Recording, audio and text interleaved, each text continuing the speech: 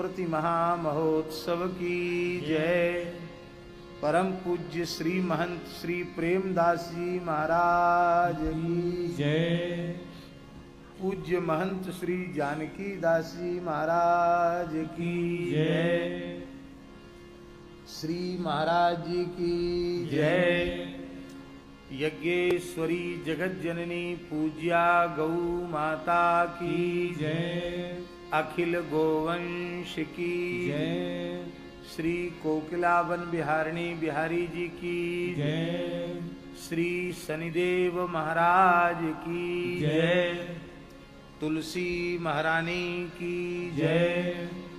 सब संतन की जय। भक्तमालकार श्री नाभा गोस्वामी जी महाराज की जय। भक्तमाल टीकाकार पूज्यपाद श्री प्रियादास जी महाराज की जय। श्री चंद्रकलावतार परम रसिकाचार्य श्रीमत् स्वामी अग्रदेवाचार्य जी महाराज की जय। पूज्य पंडित श्री भक्तमाली जी महाराज की जय। भक्तमाली श्री मामा जी महाराज की जय। भक्तमाली श्री सद्गुरुदेव भगवान की जय। पूज्यपाद गुरुदेव श्री सद्गुरुदेव श्री पहाड़ी बाबा जी महाराज की जय। श्री नामदेव जी महाराज की जय। सब संतन की जय। सब भक्तन की जय। जय जय श्री राधे। जय जय श्री सीताराम। हर हर महादेव। निताय गौर हरि बोल। हरिशरणम भक्तवांछा कल्पतरु भक्तवत्सल शरणागत वत्सल श्री कोकिलावन बिहारिणी बिहारी जी की महिती कृपा करुणा से श्री ठाकुर जी के साले साहब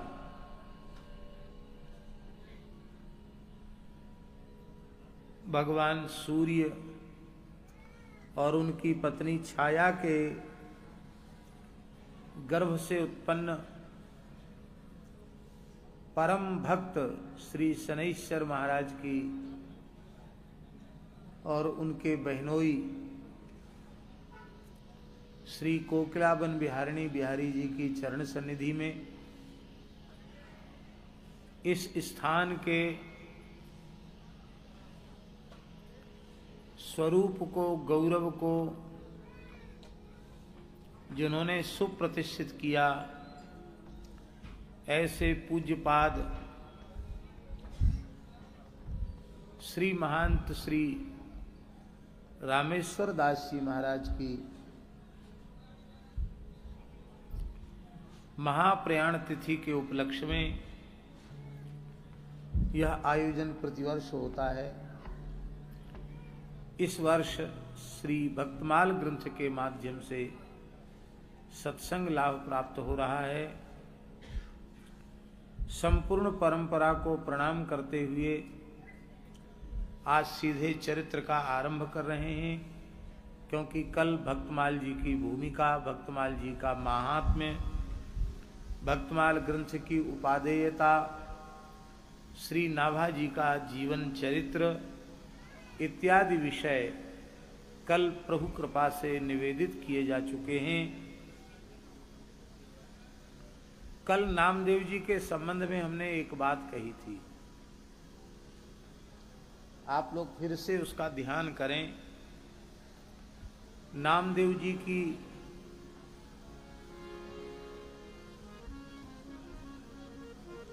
परम कृपा पात्रा भक्ता शिष्या श्री जनाबाई, जो नामदेव जी के घर में सेवा का कार्य करती थी, भगवत साक्षात्कार प्राप्त सिद्ध संत थी जनाबाई। वह जनाबाई जिनके हाथ से बनाए हुए कंडों में से भी राम कृष्ण हरि विट्ठल विट्ठल की ध्वनि प्रकट होती थी, वह जनाबाई, उन्होंने एक अभंग में कहा है कि मेरे गुरुदेव श्री नामदेव जी महाराज प्रत्येक युग में जीव जगत के कल्याण के लिए आते हैं। सतयुग में अर्थात सतयुग के अंत में और त्रेता के आरंभ में, संधि काल में वे भक्तराज प्रहलाद के रूप में आए। त्रेता में नामदेव जी को प्रहलाद जी की कोटि का भक्त नाभाजी ने माना है।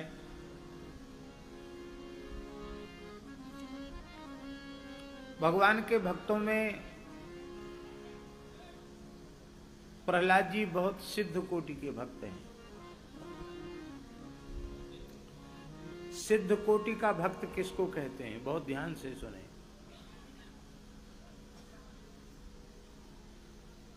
विषयी, साधक और सिद्ध, ये तीन कोटियां हैं। विषयी कोटि में हमारे जैसे लोग हैं जिन्हें संसार के भोग पदार्थ प्रिय लग रहे हैं, उनके भोगने में स्वाद आ रहा है, वे विषयी हैं। शरीर संसार में जिनकी आसक्ति अभी बनी हुई है, वे विषयी हैं।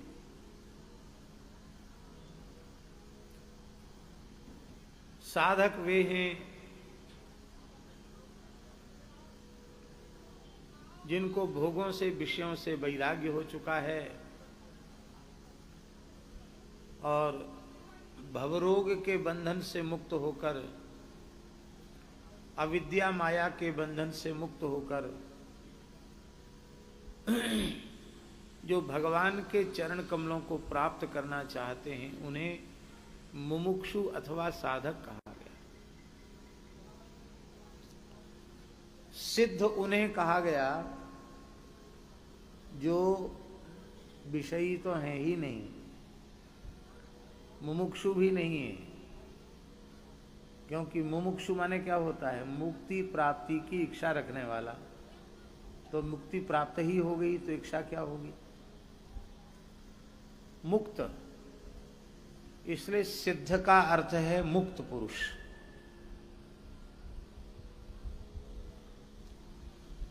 जो अविद्या माया के बंधन से मुक्त हो चुका है। ऐसे मुक्तात्मा में और भगवान में भेद नहीं रह जाता है। मुक्तात्मा साक्षात भगवान का स्वरूप हो जाता है।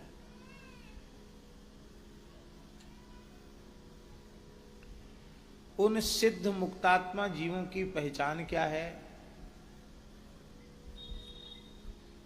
उनके अंतःकरण में कामना की सूक्ष्म गंध भी नहीं होती है। प्रहलाद जी के हृदय में कामना की सूक्ष्म गंध तक नहीं। बार बार भगवान कहते हैं, प्रहलाद भद्र भद्रमते प्रीते हमते श्रोतम। हे प्रहलाद, मैं तुम्हारे ऊपर बहुत प्रसन्न हूं, तुम्हारा कल्याण हो, तुम्हारा कल्याण हो। तुम कुछ वरदान मांग लो। प्रहलाद जी ने हाथ जोड़कर कहा, महाराज हमारा आपका लेन देन का व्यवहार नहीं है, हमारा आपका संबंध ही अलग है। आप हमारे निरपेक्ष स्वामी हैं और मैं आपका निष्काम सेवक हूं। कितनी प्यारी बात। उत्तरोत्तर जिनका प्रेम बढ़ता है उनका यही संबंध होता है। बहुत ध्यान देकर समझने की बात है। स्वामी सापेक्ष होगा तो सेवक चाहे जितनी सेवा करे यदि स्वामी की अपेक्षा की पूर्ति नहीं होती है तो वो संतुष्ट ही नहीं होगा।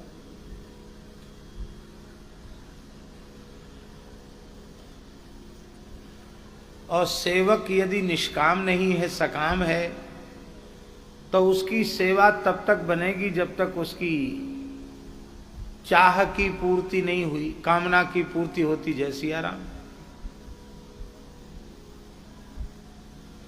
भाई काम है गए हो, जाओ चलो, है गई सेवा।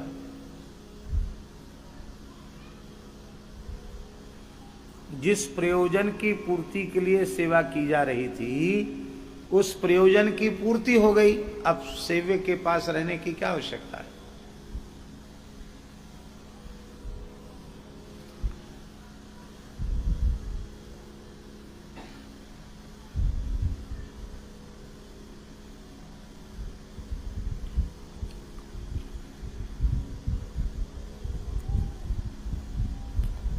आचार्य से पढ़ने वाले छात्र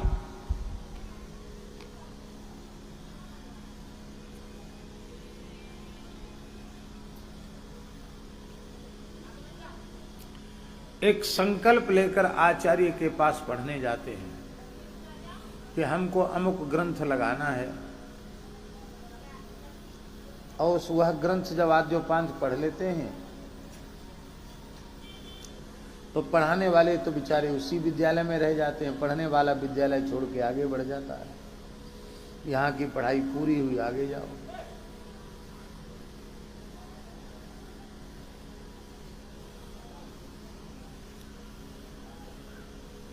स्वामी को निरपेक्ष होना चाहिए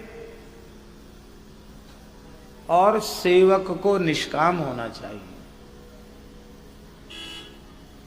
स्वामी निरपेक्ष हो, सेवक निष्काम हो तो प्रेम घटेगा नहीं, प्रेम उत्तरोत्तर बढ़ेगा। और स्वामी सापेक्ष है और सेवक सकाम है तो पतो नहीं कब बिगड़ जाए। प्रहलाद जी बोले आप तो निरपेक्ष हैं, आपको कुछ चाहिए नहीं।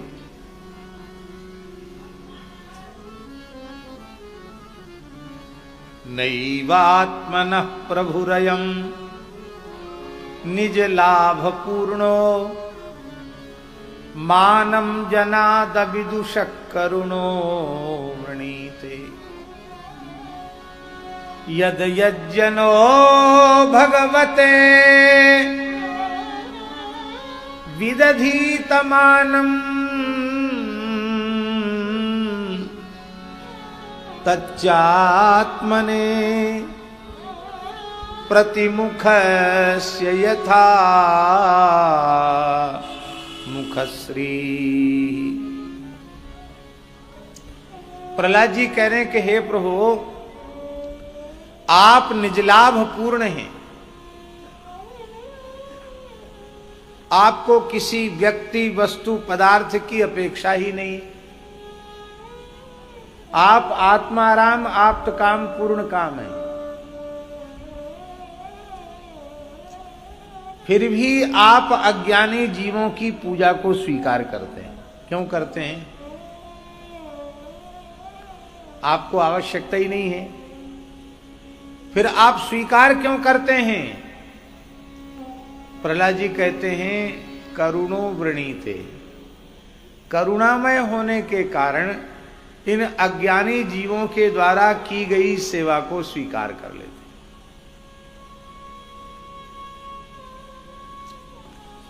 जिनके चरण के धोवन से गंगा जी प्रकट हो जाएं, उनको आप कौन सा जल देकर संतुष्ट करेंगे? सारी धरती की नदियां जिनकी नस नाड़ी हों, उनको आप 4 आचमनी जल लेकर बोलते हैं पादयो पाद्यम हस्तयो अर्घ्यम मुखे आचमनियम सर्वांगे स्नानियम। एक आचमनी से ही कहते सर्वांगे स्नानियम।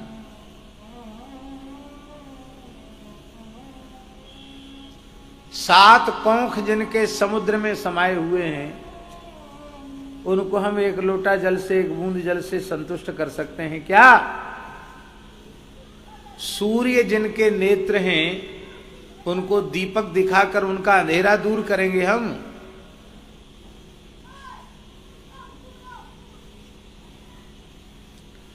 भगवान को न जल की आवश्यकता है, न फल की आवश्यकता है, न फूल की आवश्यकता है, न अन्नादि पदार्थों की आवश्यकता है, क्योंकि निजलाभ पूर्ण है। भगवान निजलाभ पूर्ण है। फिर भी अज्ञानी जीवों की पूजा भगवान स्वीकार करते हैं और उससे संतुष्ट होते हैं। जैसे पूजा हम लोग भगवान की करते हैं ना, ऐसी पूजा हमारी होने लगे तो हम तो तुरंत नाराज हो जाएंगे। हम नहीं, आप भी किसी के घर में जाओ और आपके पाँव धोवे के लिए एक आचमनी पानी दे, कुल्ला करने के लिए एक आचमनी पानी दे, और नहाने के नाम पर भी एक ही आचमनी पानी दे, तो आप कहें क्या मजाक कर रहे हो, उंगरिया का पोर तो भीगा नहीं, तुम नहाने की बात करते हो। और कपड़ा पहनने के लिए कलावा के 2 टुकड़ा वस्त्रोपवस्त्रम समर्पयामी, तो और ज्यादा नाराज हो जाओगे। ये कलावा को कहाँ बांधे, कहाँ पहरे, ये कोई कपड़ा है? और भोजन के नाम पे 2 बतासा धर दो, नैवेद्यम निवेदयामी। पर भगवान 4 आचमनी जल से, फूल से, चंदन से, एक तुलसी के दल से और एक बतासा से, 2 चनोरी से भी संतुष्ट हो जाते हैं कि कम से कम यह जीव मेरी पूजा की, मुझे प्रसन्न करने की भावना तो रखता है। हे प्रभु, करुणामय आप हैं, इसलिए जीवों की सेवा स्वीकार कर लेते हैं। उस सेवा का लाभ आपको तो नहीं होता, क्योंकि आप तो निजलाभ पूर्ण हैं, पर जो आपकी सेवा करने वाले हैं उनको आपकी सेवा का लाभ मिल जाता है। कैसे? बोले प्रतिमुखस्य यथा मुखश्री,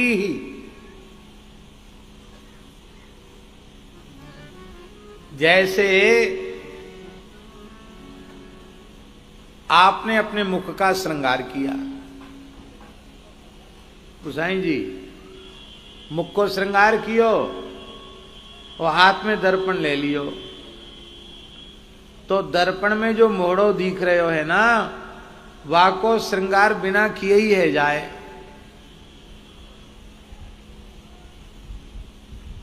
श्रृंगार तो बिंब को कियो जाए, पर श्रृंगार प्रतिबिंब को अपने आप है जाए। ऐसी हे प्रभु, जीव पूजा तो करे आपकी, वा को लाभ मिले जीव को। अच्छो, कोई ये सोचे कि हम तो प्रतिबिंब को श्रृंगार करेंगे, हाथ में दर्पण ले ले और वह दर्पण में ही तेल चुपड़ दे, तेल लगा दे। भाई मैं तो मोड़ो दिख रहा हूं कि नहीं, भाई मोड़े में तेल लगा दे। आजकल तो बहुत कुछ लगाते हैं, तरह तरह की मलहम लगाते हैं, पाउडर जाने क्या क्या लगाते हैं। वो सब मुंह पे जो लगाने का सामान है वो सब उसी में दर्पण में लगा दो, उसी में काजल लगा दो। अब आप कल्पना करो, उस दर्पण में चेहरा दिखेगा, सब कुछ दिखना बंद हो जाएगा। प्रतिबिंब का श्रृंगार संभव नहीं है, श्रृंगार बिंब का होगा, प्रतिबिंब का अपने आप हो जाएगा। ऐसे ही जीव की सच्ची सेवा है।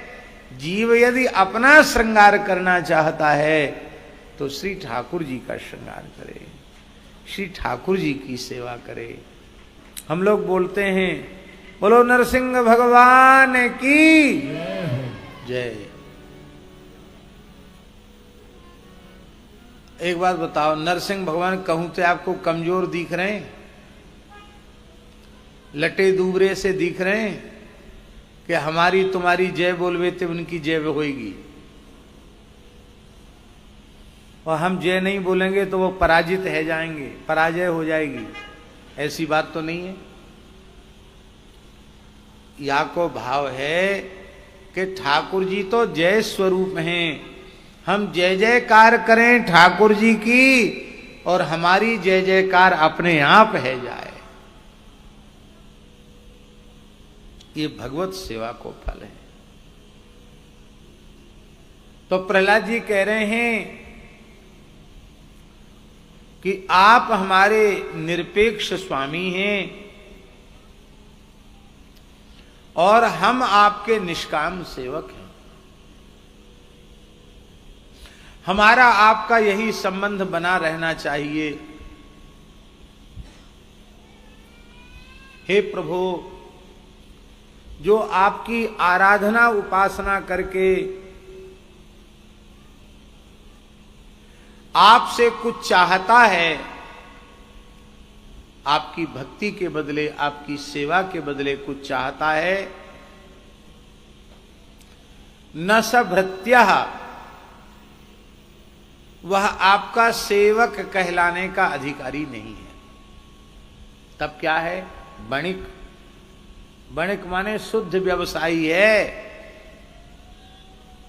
दुकान पे गए, बनिया को 50 रुपया दे दिए और बनिया ने 50 रुपया को सामान तोल के दे दी। लेन देन को व्यवहार है। तो प्रभु, न तो मैं बनिया हूं, ना आप ग्राहक हैं, ना आप बनिया, न मैं ग्राहक हूं। आप मेरे भगवान हैं, मैं आपका भक्त हूं। आप मेरे निरपेक्ष स्वामी हैं, मैं आपका निष्काम सेवक हूं। ठाकुर जी बोले, नहीं, कुछ न कुछ तो मांगना पड़ेगा। प्रहलाद जी ने सोचा, क्या मांगू? ये इतना पीछे क्यों पड़ गए मांगने के? इसका मतलब है कि मेरी पकड़ में नहीं आ रहा है, पर जरूर मेरे अंतःकरण में कोई न कोई कामना का बीज छुपा हुआ है। यदि कोई कामना का बीज न होता तो ठाकुर जी को ये हिम्मत कैसे पड़ती कि तुम मांग लो, मांग लो, मांग लो। मांग लो इसका मतलब कोई कामना भीतर है।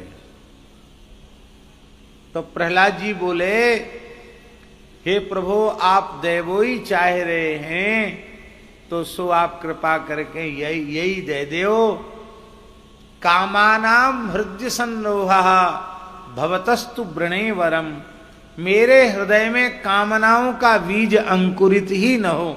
इसका मतलब है कोई कामना का बीज हो तो भी इसमें अंकुरण न हो, आपसे मांगने की इच्छा ही उत्पन्न न हो। भगवान ने कहा, प्रहलाद जी, मेरा दर्शन अमोघ है और तुम कुछ नहीं मांगोगे। अमोघ जानते हो? अमोघ माने नहीं जानते? मोघ माने होता है व्यर्थ और अमोघ माने होता है अव्यर्थ। आप हमसे कुछ मांग लोगे तो हमारा दर्शन सफल हो जाए, सार्थक हो जाएगा। आप नहीं मांगोगे तो हमारा दर्शन देना व्यर्थ हो जाएगा, मोघ हो जाएगा। इसलिए मेरे दर्शन के अमोघत्व को सुरक्षित रखने के लिए कुछ मांग लो। तो प्रहलाद जी बोले, अपने लिए तो कुछ मांगने की इच्छा है नहीं। आपकी भक्ति जिस शरीर से बन रही है वो शरीर पिता हिरण्यकशिपु के द्वारा दिया हुआ है और मेरे पिताजी आपको बहुत गाली देते थे, आपकी निंदा करते थे, आपसे द्वेष करते थे। कहीं मेरे पिताजी का पतन न हो जाए, उनकी अधोगति न हो जाए, तो मेरे पिताजी का उद्धार कर दीजिए। भगवान का रहा सहा क्रोध बिल्कुल समाप्त हो गया। भगवान नृसिंह हंसे, अरे बोले, प्रहलाद क्या बोल रहे हो?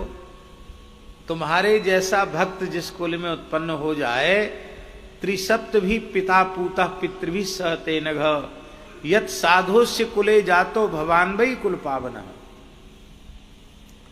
21 पीढ़ी तर जाती हैं तुम्हारे जैसा भक्त जिस कुल में उत्पन्न हो जाता है। आप तो कुल पावन हैं, सारे कुल को पवित्र करने वाले हैं। इसलिए प्रहलाद जी के लिए भागवत जी में लिखा है, दैत्य दानव कुल तीर्थीकरण। दैत्य और दानव कुल को पवित्र करने वाले प्रहलाद जी, उसको तीर्थ बना देने वाले श्री प्रहलाद जी महाराज, ऐसे अद्भुत भक्त हैं प्रहलाद जी। और तुम्हारे यहाँ 21 पीढ़ी अभी नहीं भई। तुम्हारे पिता को तो मैंने मुक्त ही कर दिया, मेरा पार्षद ही था तुम्हारा पिता। और तुम्हारे पितामह जो हैं कश्यप, महर्षि कश्यप, वो जीवन मुक्त महापुरुष हैं। उनके पिता मरीचि भी जीवन मुक्त महापुरुष हैं। और उनके पिता ब्रह्मा जी तो हमारे स्वरूप ही हैं। आपके 21 पीढ़ी कहाँ हुई? ब्रह्मा जी, मरीचि, कश्यप, हिरण्यकशिपु, प्रहलाद। ब्रह्मा जी की 5वीं पीढ़ी में है प्रहलाद जी। तुम्हारे यहां तो कोई है ही नहीं, मुक्त होने के लिए कोई नहीं बैठा है, सब मुक्त ही हैं।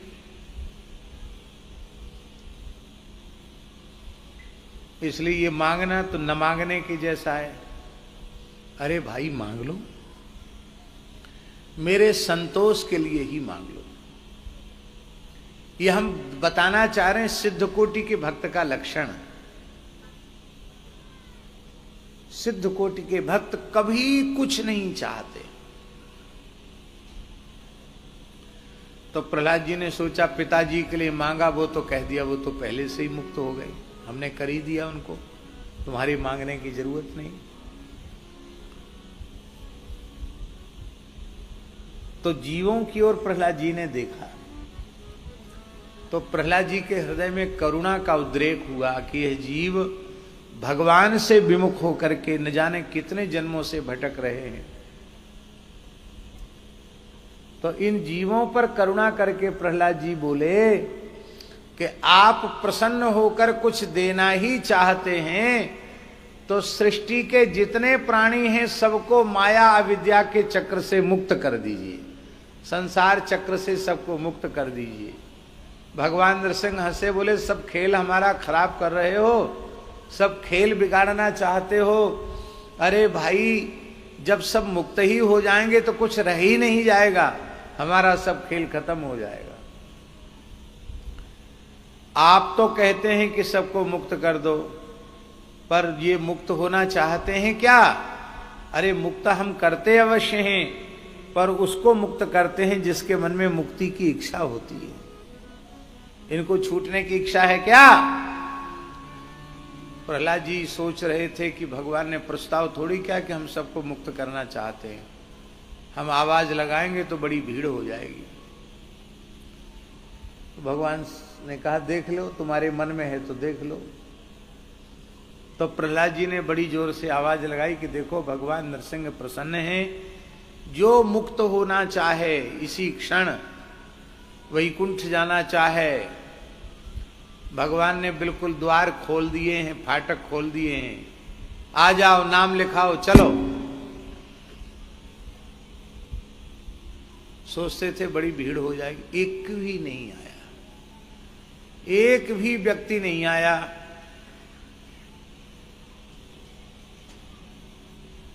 एक वृद्ध थे जो अब किसी काम के नहीं रहे, हाथ पांव हिलते हैं, कांपते हैं, खखारते रहते हैं, खांसते रहते हैं। पहले कमाते थे तो घर में सब बाबूजी बाबूजी करते थे। पश्चात धावती जर्जर देहे वार्ता कोपी न पृच्छति गेहे। अब घर में कोई पानी की नहीं पूछता है, सब कहते बुढ़ा घर कमरा घेरे पड़ा है, कब मरेगा पता नहीं, गंदगी करता है, खांसता रहता है। मनाते थे घर के लोग के बूढ़ा मर जाए, और तिरस्कार और ऊपर से होता था, अपमान होता था। तो प्रहलाद जी ने सोचा कि ये तो बेचारा घर से ऊब गया होगा, इसको ले चलें। कहा बाबा तुम चलो हमारे संग, भगवान कह रहे हैं। कहाँ चलें? बोले वैकुंठ चलो, भगवान नरसिंह जी बोल रहे हैं चलो वैकुंठ। उस वृद्ध ने कहा तुम चले जाओ वैकुंठ, मैं ना ही जा रहा हूं। क्यों?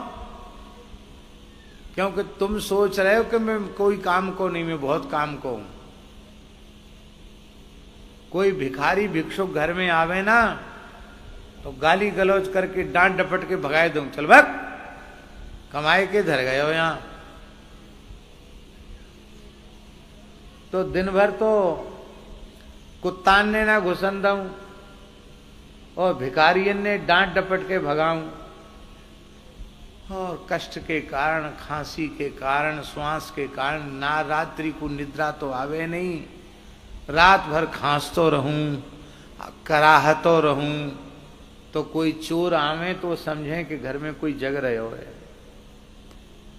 तो रात को चौकीदारी करूं। मैं मर जाऊंगा तो ये दो काम कौन करेगा, और तो सबरे काम घर के लोग कर ही रहे हैं। प्रहलाद जी ने कहा, हे भगवान, बड़ी प्रचंड माया है। इसी को विनय पत्रिका में गोस्वामी जी ने कहा, गृहपाल हूते अति अनादर वचन काहू न भावई। कुत्ते से ज्यादा निरादर होने लग जाता है, फिर भी जिसके मन में वैराग्य नहीं है उसी घर में पड़ा रहता है, उन्हीं लड़के बच्चों के लिए रोता रहता है, उन्हीं की मोह माया में, ममता में फंसा रहता है।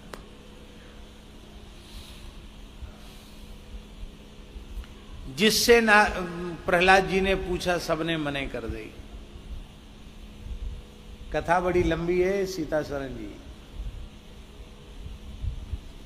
एक सुअर नाली में लौट रहे हो, प्रहलाद जी ने सोचे इससे घृणित प्राणी कौन होगा। विष्टा भोजी नाली में लौटने वाले सुअर से ज्यादा घृणित कौन प्राणी होगा। सुअर ते कही, क्या यहां पड़े हो गंदगी में, चलो वहां। कहां? का वैकुंठ। बड़ी प्रशंसा की, बड़ी महिमा सुनाई वैकुंठ की। तो सुअर बोला, आप इतनी महिमा सुना रहे हैं तो मैं बड़ा बूढ़ा भी हो गया हूं, चल सकता हूं, पर दो बात बताओ, वहां लौटने के लिए नाली मिलेगी कि नहीं, और हमारा जो भोजन है, क्या भोजन है सुअर का, कहने की जरूरत नहीं है, विष्टा भोजी, तो हमारा भोज्य पदार्थ वहां मिलेगा कि नहीं। अरे अभागे, वो सच्चिदानंद स्वरूप वैकुंठ है, उसमें नाली कहाँ, उसमें नाला कहाँ, उसमें मलमूत्र कहाँ। बोले तो तुम ही जाओ वैकुंठ, हमें ना ही जानो, हमें तो यहीं सबरो सुख मिल रहे हो। अरे तुम्हारा इतना घृणित भोज्य है। अरे बोले तुम्हें क्या पता है, इसी में मैं 56 भोग 36 व्यंजनों का अनुभव कर लेता हूं। मल की भी अनेक कोटियां हैं। एकदम पतला हो तो समझ लेता हूं खीर पी रहा हूं, हैं? कठोर हो तो समझता हूं लड्डू बर्फी पेड़ा खा रहा हूं, जलेबी खा रहा हूं। उसी में सारी व्यंजनों की परिकल्पना करके प्रसन्न हो जाता हूं।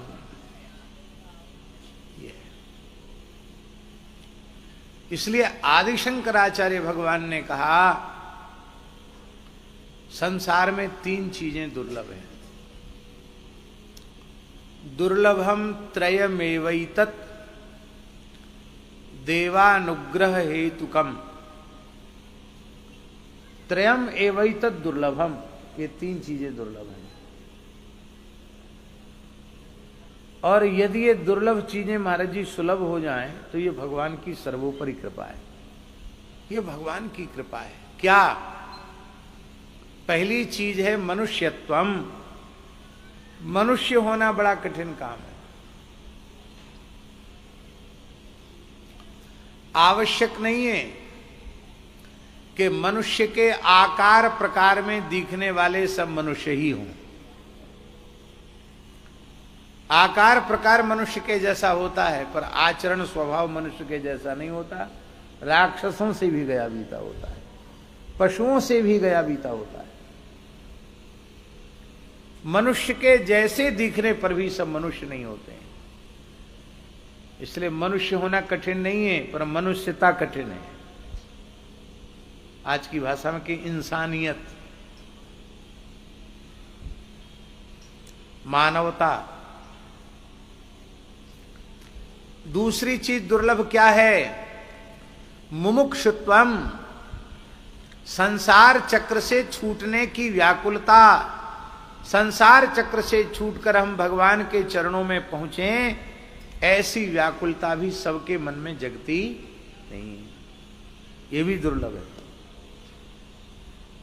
और तीसरी अत्यंत अत्यंत दुर्लभ वस्तु है महापुरुष संश्रय, भगवत प्राप्त महापुरुष की चरण सन्निधि। ये अत्यंत अत्यंत दुर्लभ है। और दास के विचार से इन तीनों में सबसे श्रेष्ठ महापुरुष संश्रय है। महापुरुष का आश्रय मिल जाए तो आप में मनुष्यत्व भी आ जाएगा, आप में मुमुक्षुत्व भी आ जाएगा और आपका जीवन जन्म सफल हो जाएगा।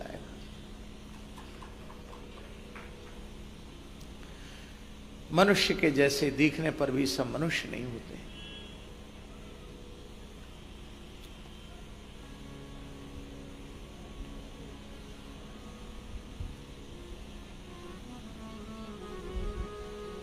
भगवान ने कहा कि लेकिन प्रहलाद, तुम्हारी भक्ति पर हम बिक गए हैं, न्योछावर हो गए हैं,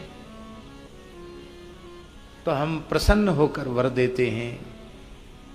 हे प्रहलाद, जो तुम्हारा और हमारा स्मरण करेंगे वे जीव कर्म बंधन से मुक्त हो जाएंगे। ये है सिद्ध कोटि के भक्तों का स्वरूप।